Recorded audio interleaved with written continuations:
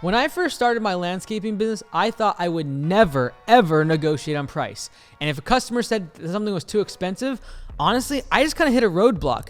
I'd be like, hey, yeah, you need your mowing service or you need your landscaping service. And you might have a different service that you can't sell as soon as the customer says, I can't afford it, or that's too expensive. This video is gonna give you the tools and exactly the answers you need when someone says the price is too high. Because I guarantee you, you can close the deal and you can bring down the price and you'll still make money. Now, it's easy to say, never change your prices, never go discounts, never give any sort of money off whatsoever. And I actually don't agree with that. I think I'm willing to negotiate if I'm trying to grow and I need the work, because I need the work more than I need that top dollar profit margin. But if I'm booked out like 6-8 weeks into the future, I have tons of leads pouring in, yeah, don't discount your prices. But here's one way to look at price negotiation and as whether or not you should be actually discounting your services. I am willing to give a discount if someone else is willing to concede on timing.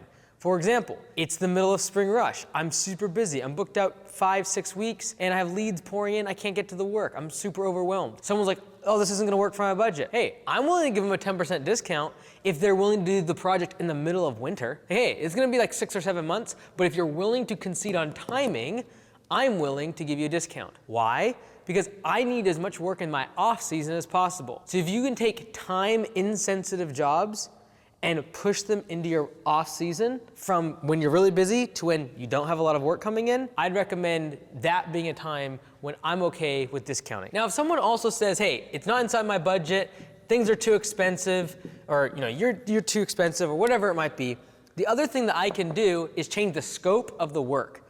So the thing that really ties this all in together though is like, you gotta know their budget. And so whether you're doing follow-up phone calls or customer says, hey, I gotta think about it, this is a little too expensive or whatever, I need to know what their budget is. It's above my budget. Okay, great. What is your budget? If they give you a number, then I can work with them.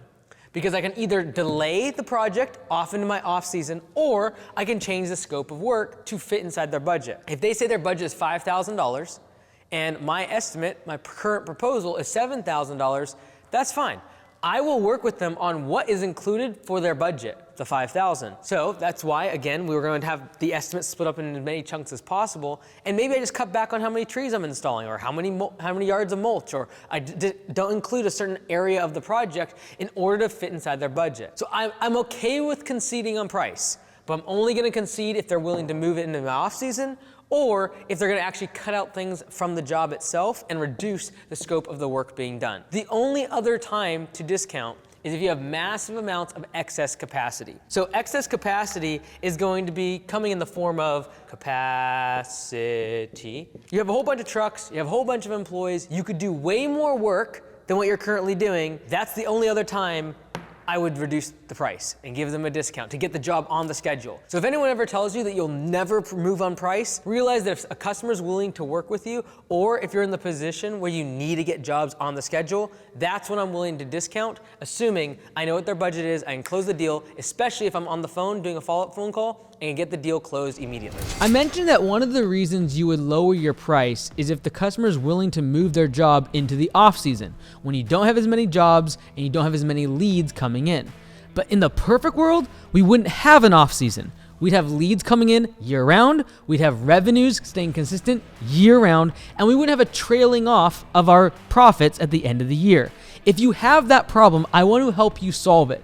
I believe it is the Achilles heel of every home service business. And for that reason, at Blue Collar Summit this coming January in Seattle, we're gonna fix it once and for all. I'm gonna give you the tracks, the resources, and the templates to make sure you get leads, revenue, and profits year round. Go to bluecollarsummit.com and book your tickets today.